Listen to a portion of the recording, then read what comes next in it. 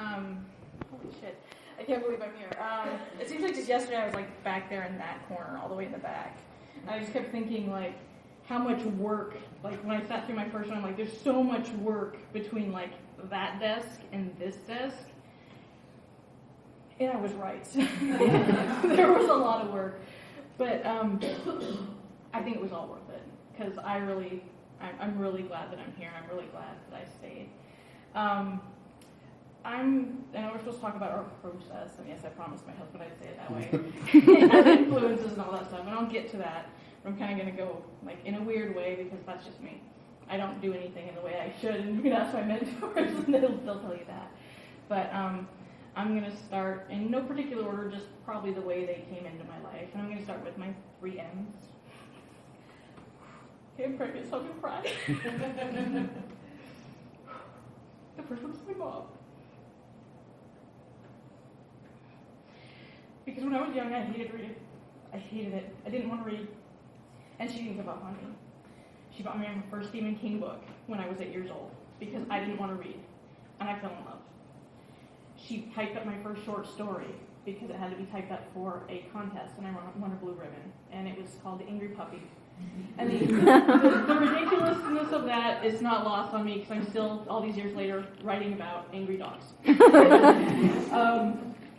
And she bought me my first computer complete with little discs to save my work on, and she set me on this path. She couldn't be here today because she was murdered when I was a child, so I have a picture here. This is how I keep her here. Sorry. Okay. My second M is my husband because he he put up with all of my schizotypal personality issues while writing, my decrees to leave me the hell alone while I write, and even offered the sage advice of stop talking about it and go write it. Which honestly, I think we probably can all say we need someone to be like, stop talking about it and get your ass in the chair. And he definitely did that for me in the most loving, affectionate way possible. My third M is my friend Marcy, my hetero life partner, who chased me across the country to be here today. And you'd only read one of my short stories before I got here, and was willing to try and get a personal loan just to make sure I made it to my first residency. And so, thank you, and thanks to my mom. I came into the Seton Hill writing program behind. I feel like I came in behind. I didn't have an English degree, I had a psych degree. And I was in a car crash when I was younger, so I ended up with frontal lobe damage. And for those of you without psych degrees, all your higher processing, your language, your math, your emotional expressions, all right here. And I hit a dashboard at 50 miles an hour. So I felt like I was behind because I didn't, have the background everyone else did. So I had to play some catch up. And Nicole was really good about helping me with that, gearing me towards the grammar program or the grammar class, and that helped a lot. But to get here, I had a fight to get into because I was told I didn't belong in a proper writing program because I didn't write the right type of fiction. And that really bothered me. But you know what? I didn't listen. And if you know me, that's kind of a chronic condition. I tend not to listen. I'd kind of do my own thing and just go with it. I'd even had someone tell me that I didn't belong in a writing program at all because I didn't understand grammar. And that was hard to take. I mean, I didn't know about Grammarly then, but Grammarly is my favorite thing ever now. If there's any ones in the room, look into it, pay for it, worth every penny. But I didn't let any of those things stop me because I wanted this. I wanted this since I was 8. I don't think I wanted anything. Sorry. I'm going to leave my baby. But I was even told at one point that the central idea I wanted to use for my book of werewolves that were evil because they were human wasn't a good idea. That I shouldn't write it because no one would want to read it. And I've actually had a bite from an agent who's pretty important in YA requesting more of my work because of the tagline that it's not the werewolves that Sierra has to fear. It's the human underneath. It's really monstrous.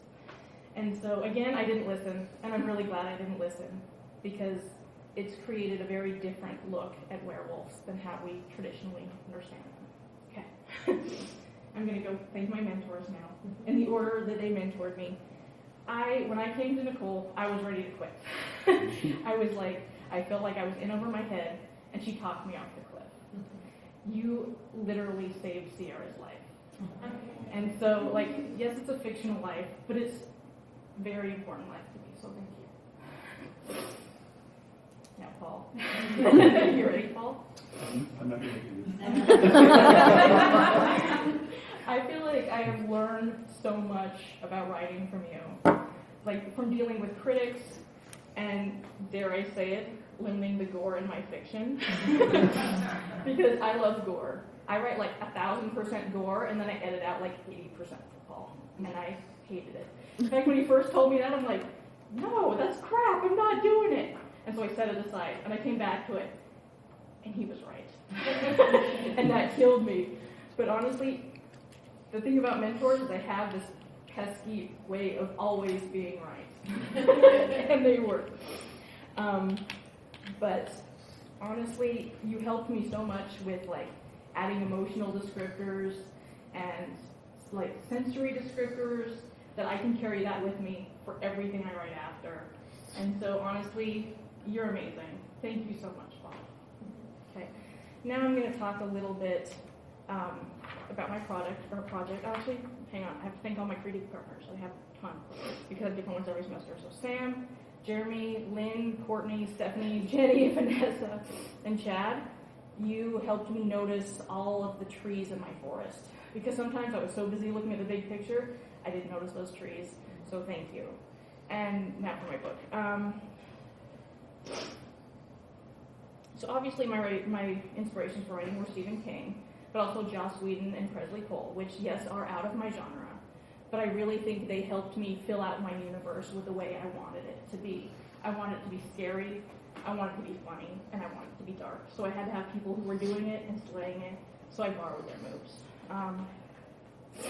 At the heart, The Wolf Order is about a girl struggling with the loss of her mother.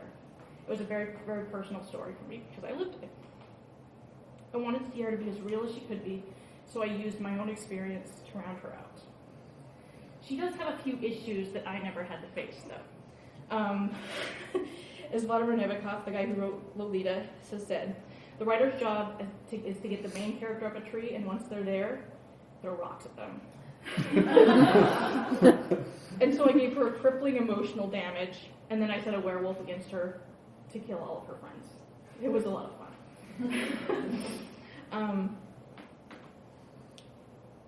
When I first got here, I came with this idea. It had a completely different plot at the beginning. And because I'm a pantser, I changed it along the way, and I ended up with a better one. But everyone had told me, don't write your dream novel. Don't write your dream book, because you're going to hate it by the end. And again, I didn't listen. And I'm glad I didn't. Because here I am, 2.5 years, 2.5 years, right? 2.5 years later, and sometimes grueling, sometimes fun, sometimes crying. I'm still deeply, madly in love with my book. So with no further ado, I'm going to start reading from my book. This is from chapter 2. This is my main protagonist, Sierra. It's her first encounter with the werewolf. A good portion of Sierra's life started with her thinking, I know I should be writing, but... Saturday night was another perfect example of this mantra. That morning and afternoon had not gone as planned. She had spent most of her time, when not watching Skylar, reading, but now that it was night, and she knew she needed to be writing, she just couldn't seem to focus on it. Whether she was in her dorm room or her childhood bedroom in her family home, she did the same thing most nights. Facebook, Tumblr, and Twitter, in that order. Sierra glanced down at the chat bar. 0. For the love of all that's holy, why was no one online? Oh, I know, because it's Saturday night, and I'm the only one without a life. A disgusted sigh escaped her lips, and she slumped down in the black computer chair, her head lolled back against its high back, and she pushed away from the desk to spin. Swirls of stucco spun by so fast they became hypnotic. The border on the walls of bright green leaves and hooded bluish-purple flowers, became a swirled kaleidoscope of colors as they passed by. She actually preferred to look at it this way. It made it easier for her to pretend they weren't flowers, but just abstract art. Flowers were just not Sierra's thing, nor would they ever be. The fact that these particular flowers were weird and droopy, with butterfly-like wings for petals, she wasn't sure that what they were supposed to be, but her mother had been so happy to paint them for her that they remained on her walls years after her death. Her father's edict that Lori, her stepmother, was not to change the kids' room kept them safe and sound. The rest of the house had changed in color and style and decoration, but not her or her brother's room. Though some teenage dirtbag started playing from her phone, and Sierra stopped spinning in the chair, she scrambled for the desk. That was Nicole's ringtone. Hey, sexy lady, what's up? I'm crashing your babysitting party. Will you open your garage door and let me pull in? I don't want to ring the bell and wake Sky up. You're here? Sierra grinned broadly. I'm on it. Sierra ended the call, set her phone down on the desk, and ran through the house to the garage. With a smile, she pushed the button to open the garage door and waited for Nicole's candy apple red Dodge Neon to pull in and then close the door behind her. The car door flew open and Nicole hopped out with 2 bottles of Diet Dr. Pepper hanging from her hand. Let's get this babysitting party started. You brought my fave, rock star. I think I just fell in love with you. Sierra came alongside the car. She noticed that a duffel bag was in the back seat. Are you staying over? Sierra asked hopefully. Ride or die. Besides, I couldn't leave all the babysitting fun. Nicole nodded and caught Sierra in a bear hug. When the hug ended, she took the sodas and Nicole grabbed her bag. Damn, it's cold out here. Let's get inside. Both girls went into the house, straight to Sierra's bedroom. Nicole tossed her bag on the floor and flopped down on the bed. Her legs dangled off the edge, and her arm was thrown over her eyes. The life of a rock star is exhausting. She laughed and sat as Sierra joined her on the bed. So how did the drive home go? Sierra handed Nicole her soda and sat her own aside before answering. The usual, relatively minor encounter with the step monster. So I'm marking it down as a win. That has to be some kind of improvement, right? I guess. Nicole paused. Where's Skyman? In bed? It's 11 o'clock. I don't totally suck at babysitting. Nicole laughed and sobered. Did you hear what happened? What? Didn't you watch the news? No, I'm not 80. Sarah laughed.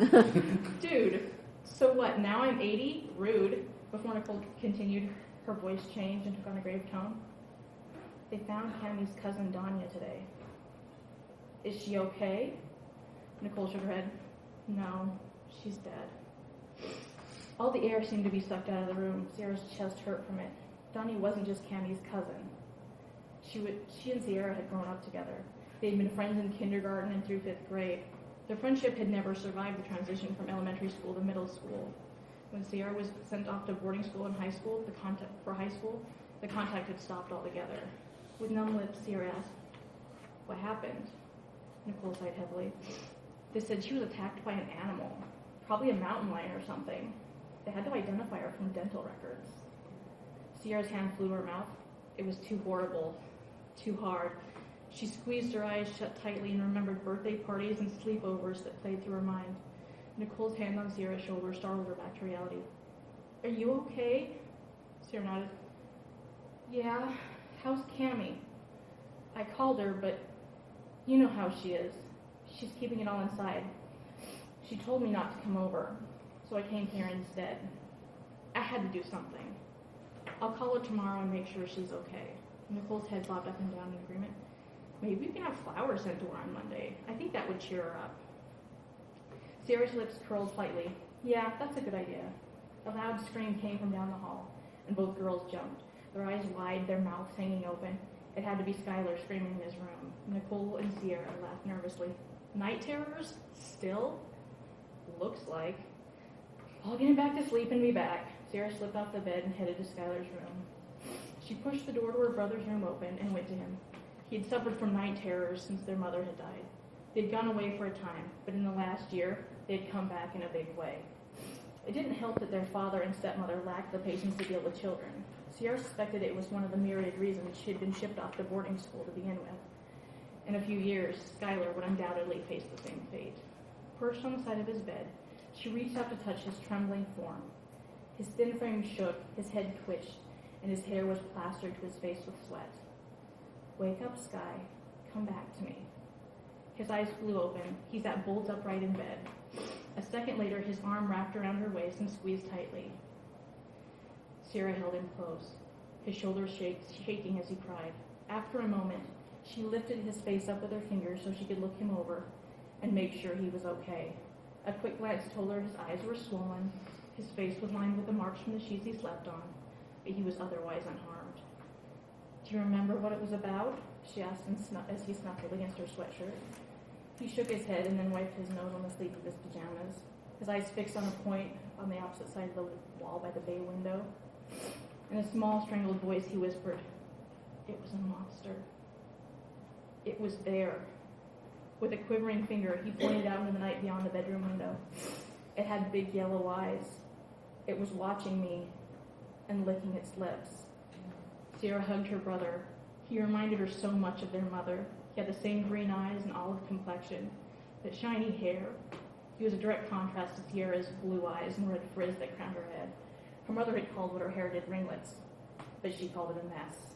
Most of the time, she just pulled it back into a French braid because it was the only control she could manage. Her pale, ghost-like skin set her further apart from her brother. Skylar tanned, and she lobstered. As far as she was concerned, Skylar possessed all the desirable traits. She stroked his hair and glanced at the window. It was just a dream. She pressed a kiss to the top of his head. "Are you sure?" He pointed towards the window. His small hand trembled. "Did you scare it away?" Sky rubbed his eyes with the other sleeve of his pajamas. She nodded. "All gone. Would you like me to sing to you to calm down?" He nodded and burrowed his face into her warmth. "Okay, but I need you to stop crying and get under those covers." She ruffled his hair. Skylar lay back. She tucked him in up to his chin, paused for a moment, then overdramatically worked the stress out of her shoulders for his benefit. He smiled, and she sang softly in the darkness, a song her mother sang to her when she was little. "Smile, though your heart is aching. Smile, even though it's breaking. When there are clouds in the sky, you'll get by." His eyes drifted closed as he sang. The thing with night terrors was that they faded fast, and he was easy to get back to sleep. As she finished the last stanza of the song, Skylar's chest rose and fell in a steady pace. He was asleep. "Sleep with angels," she whispered the way her mother used to. She felt like a shadow of her mother, but it seemed to be enough for Skylar. On her way out, she cast one last look over her shoulder. He was an adorable little snot. With a smile, she stepped out into the hall. She closed the door partially, leaving a small crack of light on Skylar's iron-gray comforter. Hopefully this time he would stay asleep. For a moment, however brief, it was quiet, and she could get back to the girl talk with Nicole. Or so she thought before a soft whimper sounded from the living room. It would figure. The dog that had been MIA all night, somewhere hiding in the house, now needed to go out. "Roscoe, damn it," she huffed before going back to her room and poking her head through the door. "I need to take the dog out to go to the bathroom. I'll be right back." "Want me to come?" Nicole smiled. She twisted the top back on her soda and set it on the nightstand. "Nah, I'll be right back." She headed toward the front of the house where her family's German shepherd scratched at the door. The frenzied dog began to bark and stand on his back legs as he dug at the doorknob. "You have the worst timing of any animal ever." The dog looked up at her and yipped. She grabbed her coat from the coat rack, pulled it on, and zipped it up to her chin. She latched the leash to Roscoe's collar and paused a moment to grab the flashlight off the end table. After she had tucked the flashlight into her coat pocket, she turned to the door. "Sorry, Mrs. Pickett. I don't have a story to hand in today because my brother had a nightmare, and my dog had to go take a crap. Think she'll buy that? I'll just leave the impromptu sleepover out." She winked at the dog. The dog turned his head sideways as if he was trying to understand her words. "All right, you bovine lummox," she said, doing her best Stewie Griffin impression. "Let's go take a shit on the neighbor's lawn." She stepped outside to Roscoe and shut the door behind her. The thick fog wrapped around her like a fist. The air hurt her face and stung her lips. The freezing fog on a Saturday after such a beautiful Friday was a horrible trick of nature. She switched the flashlight on and directed the dim beam in front of her. Not that it did much good. The fog was so thick that it swallowed up most of the light. Roscoe would never relieve himself on his own lawn. Her father said it was cosmic justice against their annoying neighbors. On cold nights like tonight, she thought it was just a giant hassle. In her father's country neighborhood, it meant she was in for a long walk in the cold before Roscoe would do his business. It would be 15 minutes at least before she would be back to gossiping with Nicole. Roscoe pulled her farther from the door and barked. Sierra pulled back with all of her strength. Damn it, Roscoe, just do your business so we can get it back inside. It's cold as hell out here. Roscoe continued to bark and growl at the fog, and Sierra yanked hard on the leash to try and stem the noise. The neighbors are going to call the cops on you again, she lamented. This is why I wanted a cat. You're a pain in the ass. Roscoe reared up on his back legs and snarled at something she couldn't see in the fog. Sierra squinted, trying to see if anything was there. She leaned forward and saw nothing. Could dogs be mentally handicapped? If so, her stepmother's dog was. In a sudden burst of strength, Roscoe lunged forward, and the leash jerked out of her hand. Caught off guard by the dog's departure, she fell to the gravel on the side of the road. The flashlight shattered under her weight, and shards of plastic scattered out across the pavement. Roscoe, no, heel, bad dog! Carefully, she pushed herself up to a sitting position, and pain exploded in her right hand. She inspected the damage as best she could in the dark, and a jagged piece of plastic was jutting from her palm. With a winch, she tugged it from her flesh and tossed it aside. Damn it! She looked up in time to see Roscoe's tail swallowed by the fog. His barking continued down the street out of sight. Images of Lori going ballistic after finding her beloved dog was missing swirled through her head. She was dead meat if she didn't catch that dog and bring him back. Sarah used her uninjured hand to push herself to her feet and dust herself off. She looked around, but she was unable to see more than a foot in front of her face. Something made a swishing sound to her left, and she jumped. Roscoe's name faltered on her lips as she called to him again. She tried to make her eyes focus. Without the flashlight, it was gray in every direction. A sniffling sound reached her ears. Every hair on the back of her neck instantly stood on end. Goose flesh rose up on her arms when a low, rumbling growl echoed in the mist. Sarah drew in a deep gasp of air and frantically looked around. Something seemed to be tracking her just out of her line of sight. She called to the dog again, which appeared to make the growl louder. Roscoe, stop making that noise! She paused and her lips trembled. Is someone there? Come out where I can see you. Her voice was barely a whisper as her breath crystallized in the cold air. A flash of light caught her attention and she turned to face it. 2 points of green ambient light shone through the fog. Her brain raced, trying to take in what she was seeing. Animal eyes? She took a step back. Green. What did green mean?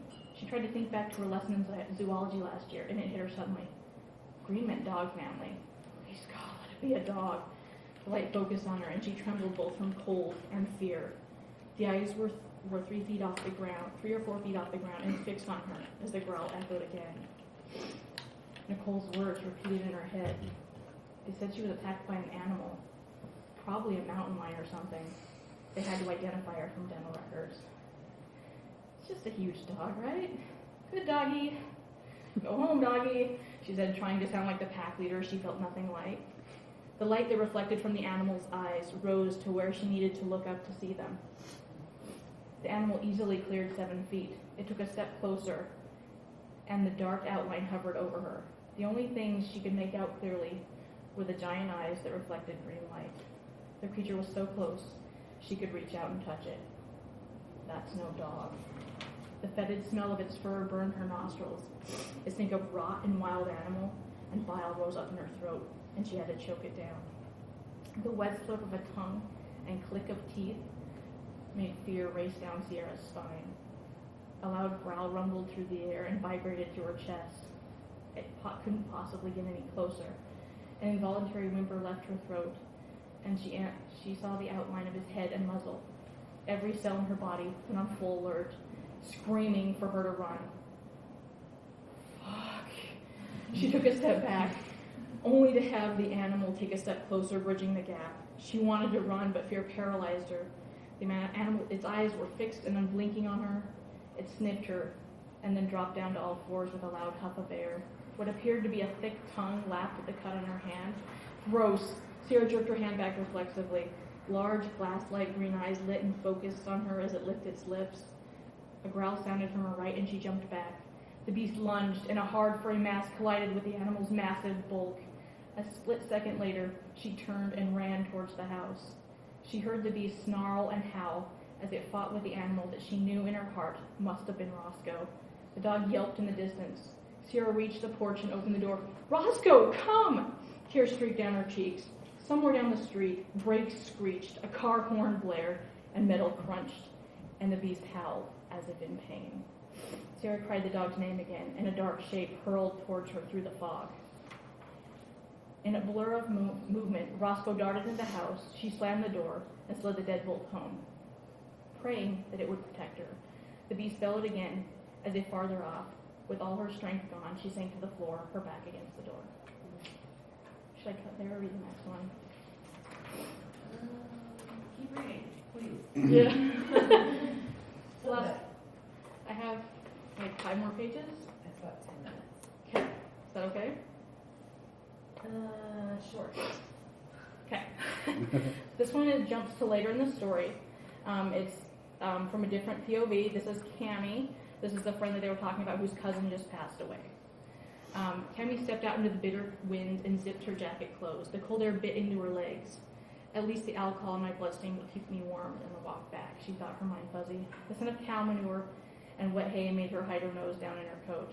James called his home a farm, but it was really like a ranch with a couple of hay fields, a lot of weeds, some horses, and a couple of cows around it. On the way in, she'd noticed the barn, but try as she might, she couldn't make it out in the dark. She could smell it, though, and the musky scent of cows made bile rise up in her throat. The whole country living thing was simply not for her. After having been so close to the animals in question, she was starting to understand why Sierra was a vegetarian. The animals were filthy, and they smelled even worse. As she walked, she realized that just being away from James gave Cammie her sense of power back. She turned and looked at the split-level ranch house. It was dark except for 2 lights. One was probably James, and the other she suspected was his parents. She hated him. Anger boiled up in her belly. Part of her was happy that she had woken him up on her way out. He'd have to explain why she was leaving his bedroom in the middle of the night. "Inbred asshole," she screamed. "These aren't walking shoes. You could have at least given me a ride home, Dick." She whirled around and marched down the driveway. He would have to live in East Jesus nowhere, too. Piece of shit pig farmer. It felt good to scream. She knew he didn't have pigs, but she didn't care. She just wanted to insult him for calling someone else's name in bed. Cammie plodded down the driveway toward the street, her progress hindered both by alcohol and the mud hole that passed for James' driveway. Her high heels alternated between sinking into the muddy ground and wobbling painfully between stones. She cried out when she stepped in something warm and stringy at the same time. She shook her foot and cursed loudly. "A cow pie? Really?" she groaned. "If you paved your driveway like a civilized person, there wouldn't be cow shit in it," she shouted over her shoulder. She shook the crap off her foot and continued toward the street. "Why do I do this?" she asked herself in the dark. Cammie awkwardly reached the end of the driveway. Her shoes scuffed and covered in mud. She stopped and looked both ways down the road, then shrugged. "Left, I think?" she said and paused to look back in the dark at James' house. "It's hard to tell in the dark!" Cammie walked down the empty road in silence for a few minutes before remembering her cell phone in her purse. The wind picked at her hair, and the weeds along the side of the road shook. "I guess I can still call a cab if I have the money," she said and rifled through her purse in search of money. When she found a 20 tucked away in a zippered pocket, it made her smile. She was scared to spend money because she didn't have very much of it. Unlike the other students at Blackwood Academy, she didn't come for money. She was considered a charity case because she was on a scholarship. Her single mother never would have been able to afford the school otherwise. What little money she had to be planned for in excruciating detail. Sure meant she wouldn't have money for lunch for the rest of the week, but she wouldn't have to walk 20 miles back to the dormitory in stilettos either. Cammie pulled out her phone and dialed 411. "Yeah, I need a cab company in Falls End, Idaho, please." She paused a moment. "I don't care, just pick one and transfer me."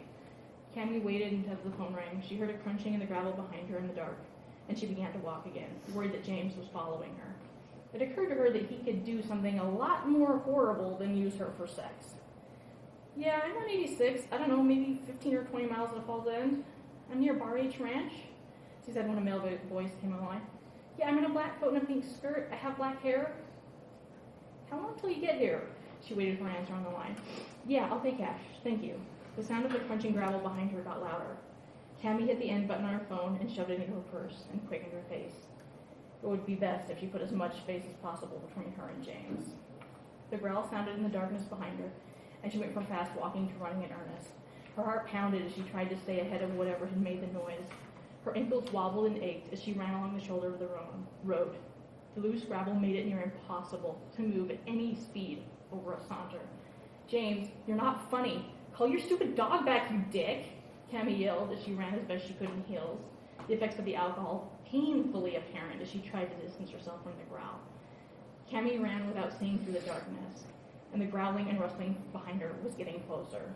In the dark, she missed the low shoulder of the road and stumbled, her arms pinwheeling through the air, her hands grasping desperately for purchase, but found nothing to grab onto. There was nothing to steady her. A brief moment later, she hit the ground with a hard thump, and all the air in her lungs was forced out. She lay there for a moment before the air returned enough for her to draw a large gasp. The gravel bit into her face or her flesh in 1,000 small places. The contents of her purse spilled out around her on the pavement in the dark, and a low howl split the night air as something large landed in the middle of her back. Its weight forced her to the ground, and she tried to look back over her shoulder to see what it was. 4 razor-sharp claws curled over her shoulder, and a hairy mass on her back was all she saw. She screamed in fear, and the beast threw its head back and howled, displaying a mouth full of yellow, dagger-like sharp teeth. Pain tore through her back.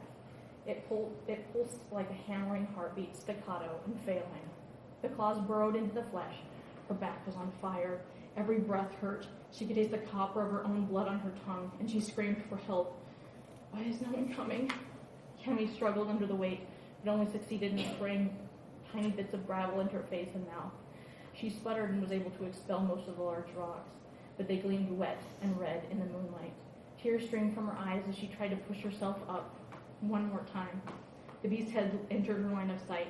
One big yellow eye blinked, and a giant maw of a mouth opened. It seemed to grin at her.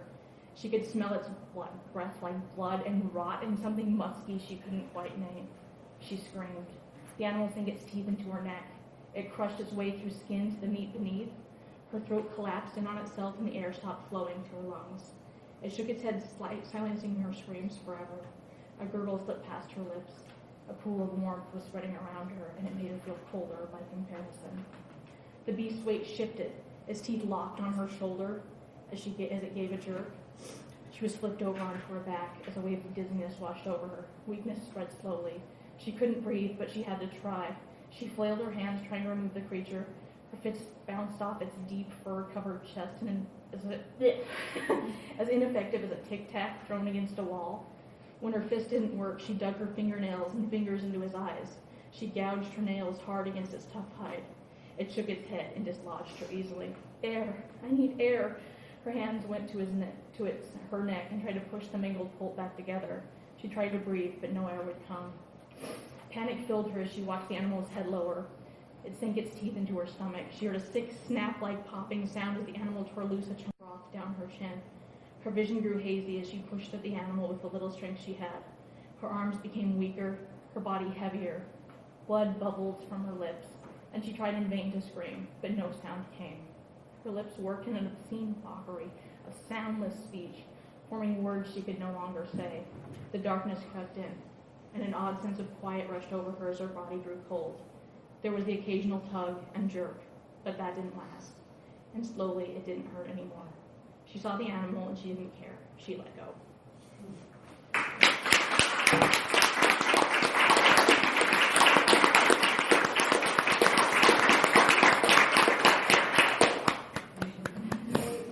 And I also found as the first mentor to see the finished product and to see where it evolved from. So it was really a pleasure to read it.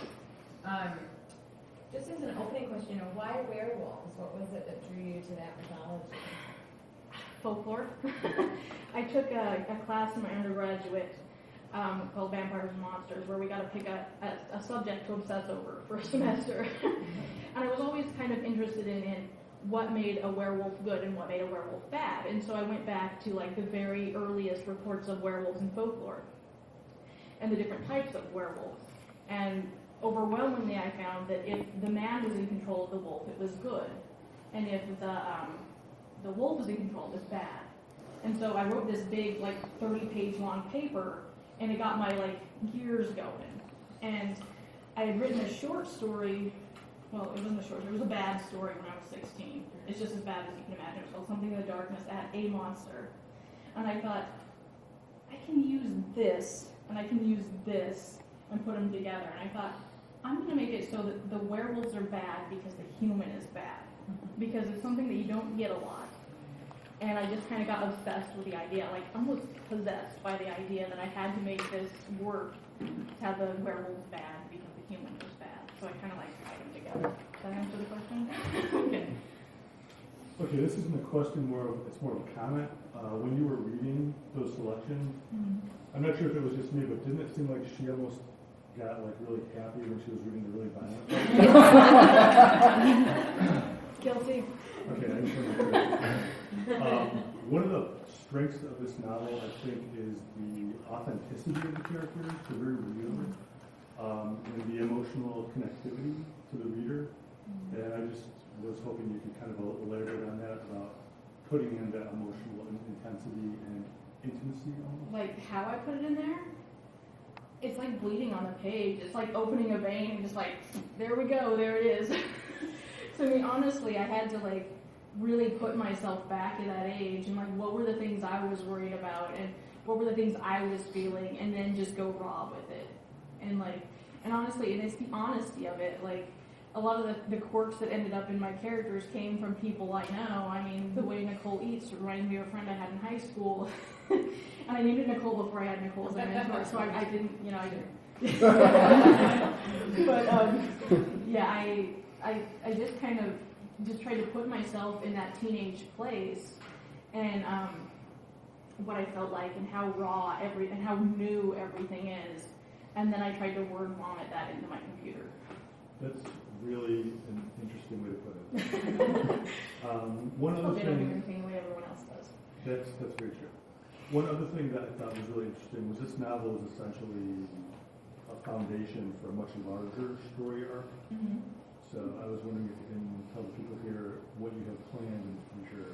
Oh, I have a ton of things planned. I have at least 4 books, possibly 5 in the series. We're going to follow Sierra through the whole thing. I don't want to give away the ending, but if I tell you what's coming, it gives you the ending. So you're going to have to buy the book. I'm sorry. I used the title of my book is actually the last line in this book, and I think that's going to be kind of my thing to carry through the others. And the next book is tentatively titled The Wolf Twins, and it's going to be about Sierra evading the Wolf Order and then eventually taking them down.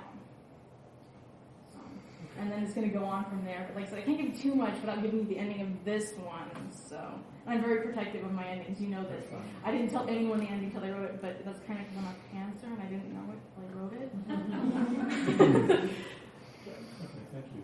Anybody have questions? Yeah.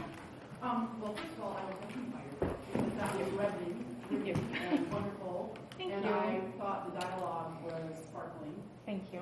And there was a lot of rudeness in the second reading, but I liked the humor that you worked in there. So Thank you. Those are my compliments. But I have a question for you. Yes. So you talked in your introduction that there were things you didn't listen to along the way. Yes. Like somebody told you, do not write the book you're most in love with first because you'll end up hating it, and you ignored that advice. And I think that's great that you ignored that advice because I think it's important to give it all away on the page every time out. But on the other hand, you wisely listen to your mentor because mentors are always right. So you Especially my listen- mentors. Yeah, Not that well, I'm boasting because they have to sign that paper, so I can brag. I'm not sucking up, I promise. So you both chose to listen Mm-hmm. to good advice, Yes. and chose to not listen to advice that didn't ring true for you. Mm-hmm. So I'm curious, over the course of 2.5 years, how you developed that criteria for knowing when to listen and when not. A lot of it was taking space from the book. Like, there were times when Paul would give me critiques, and I would take like 2 weeks to get back to him, because I knew if I looked at it immediately, I'd be like, you're wrong. But if I gave it a few weeks and looked at it, I'd be like, he's right. But I just needed to get some distance. And honestly, I weighed what he wanted me to do with my own judgment. So a lot of it was like, the one thing I felt very strongly about was that the wolf had to be evil because the human was evil. And honestly, that was my original starting theory because of the research, and that was like, I wasn't going to give on that. I mean, you can ask my husband, I'm like as stubborn as they possibly get. And that was when I wasn't willing, see, he grins, he knows. I wasn't willing to compromise on that one. That's what I wanted, but let's talk about the gore. He told me, he's like, you've got way too much gore, it's distracting from the story. And I read it, and I reread it, and I read it again, and again, and again, probably like 7 or 8 times, and I sat there and I'm like, and I just had to go through it a lot and get some distance. And then, like I said, I still have a lot in here. I realize there's still a lot in here, but I cut out like 80%, would you say? I scaled it way back because I realized that I still want the gore and I still want the grittiness, but I don't want you to be like, oh look, and forget about the story. I want the story to keep flowing, but I still want like the foot flapping in the breeze as the werewolf runs off with it. So. Yeah, she actually had one sequence where it was like 3 pages of a werewolf like tearing one limb off. It was like going into very. It was a head. Detail. It was a head. Yes, it was a little weird. My partner Perks, I read the story, the whole book, unless you changed it too much. But you were saying earlier that you felt behind because you had a psychology degree. Mm-hmm. However, reading the whole book, I think that actually came out to your advantage when you created characters. So I know that you didn't discuss too much the 2 main men that are interested in Sierra, but you were talking about the psychological perspective from that. How did that play into how you developed these characters? I honestly had a pretty good idea of what, I didn't bring it with me today, it's at the hotel, but I have my book Bible, and I have about 10 pages on each of the 2 main male characters that are interested in Sierra. They're James and Brian, for those of you who don't know. James was the one who just had slept with Cammie before she died, because he's kind of a prostitute, but I went and got the negative trait thesaurus, and I gave him some positive traits too, but I went into my psych textbooks, and I found the core traits of antisocial personality disorder and psychotic personality disorder, and I put them into the character. And I wired those inside of them because I wanted those to be what motivated everything they did after. And so I had this thing, and whenever I wrote a scene with James or Brian, I went to their 10 pages in my book Bible, and I even have the first scene they appeared on is page this, and this is the scene, the last scene they appear in the book, and it's this. And I went and I'm like, does what I just wrote show this? And if it didn't, I got rid of it. Or I tweaked it and put in the stuff to make sure that those psychological principles went through. But I used dialogue and mannerisms to show it rather than be like, and he did this and talked to himself because he's crazy. So I just tried to use the dialogue to drive the character development on both of them. And I hope, obviously you said it came through, so I just kind of used my underlying psych knowledge to drive all the behaviors of the character. And I did the same thing on Sierra, except she has 20 pages. So. What's the most violent way someone dies in your book? Oh, that's a good one. Are you talking about werewolf kills or human kills? I killed 7 main cast, and at the end there is a massacre in a rave in a cave where the werewolf tears through just a bunch of people, and then other people get trampled by everyone else trying to get out. The villain, once it's revealed, gets beaten to death with a rock. Yeah, that's pretty And you know what's really sad? I giggled the entire time I wrote that on my book. I need to work on my evil laugh, but I was like, and I still, when I look at that scene or I have to edit through that scene, I'm like, I like that. Because honestly, I don't think you use rocks as a weapon enough. So I'm like, rock. We're going rock. Screw guns, we need a rock. I just have one more comment. If you wrote this novel without the nurturing community here, I think you might have been arrested. That's fair. I got good guidance. I'm just throwing it out there. I said I'm not sucking up because you guys have to sign that paper that I need, but if you guys, any of you that aren't like ready to graduate, like listen to your mentors. They know what they're talking about, even when you're like, take some space, look at it later, and you're gonna realize that they're like right. Who are your favorite writers? Who do you read? Stephen King. I love him. He's been my favorite writer since I was 8 years old. I went through a pretty dark time after my mom died, and I honestly credit him with saving my life. Because his books gave me somewhere to go when I didn't want to stay where I was.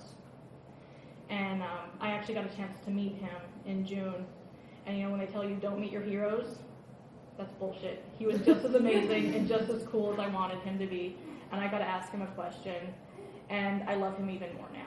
So I also, like I said, I read outside my genre. Because you never know whose moves you're going to want to steal. I love Presley Cole. She writes like erotic romance, but it's always paranormal. So I like my monsters. I'm a monster nerd. I've been a monster nerd since I was little. My mom started me on Universal Monsters. I like Laura Lee. She does these, Yeah, I know. but yeah. Exactly. I like Kim Harrison. Yeah. I just read lots of stuff. Like, if I read the back and it like, you know, makes the little plot bunnies in my head hop around, I'm like, okay. I think I have a stack of like 50 books that just cross genre for me to read as soon as I'm done. So I'm just like, I have to read them all. And I just got like 5 more to add to my list in the class that she taught over here this morning. So I'm like, it's getting big. It's going to be taller than me soon. I just have to have them read before the little guy gets here. Anybody else? I have one. Yeah. I don't know if you were in here for Christine's thesis reading, but Yes. she dealt with something very personal in the context of writing her novel. And I was thinking a lot about that when you were talking about what had happened to your mother and how you integrated it into the story. Did you feel like writing this book helped you heal somewhat? Obviously, you're never going to heal completely from a loss that severe, but did it allow you to process that? I think in a lot of ways it did. It not only did it help me process it, but it helped me understand how I felt about it, like a lot. It also, because I put it in the way it did, I kind of like to think of it as a tribute to my mom. Because like I said, she put me on this path. I wouldn't be here if she hadn't given me Pet Sematary. Which I admit, as an 8-year-old, that's a pretty heavy book, but I was stuck reading like Babysitter's Club and Sweet Valley High, because that was the YA when I was a kid, and I hated that shit. To be perfectly honest, I did not want to read it. And I actually had tested like 4 years behind in my reading, because I just didn't want to read the crap they were making me read. And my mom was desperate. She was an avid reader. She was desperate. She went to like yard sales and just bought tons of used books. She came in like with an old orange box full of books, and she's just like, please pick something, read it. And I went through and I found Pet Sematary, and I found The Stand, and I found Dracula, and I found Frankenstein, and I found Wuthering Heights. Like I said, I read across genre, and I appreciate that all those books are so important because they planned everything that came after is due to the Brontes, due to the Gothic period, because they brought in the ghosts, they brought in the monsters. And so like I used it because one, it made Sierra real. It made her someone I could connect with. It made someone, I mean, as a teenage girl, you need your mom. And the easiest way to make a character relatable for me was to take that away from her. Like I said, I got her up in a tree and I threw boulders at her. Because then I eventually took everything away from her so that she could grow and realize that like her strength came from inside. It didn't have to be handed to her. She didn't have to be protected because her strength was inside her, but she needed to have everything stripped away to realize that that strength was her. And I think a lot of that was what my mom taught me, that, you know, women should be strong and women should be brave, even when it hurts, even when the last thing you want to do is fight. And so, yeah, I used that a lot, and it helped me fill her out.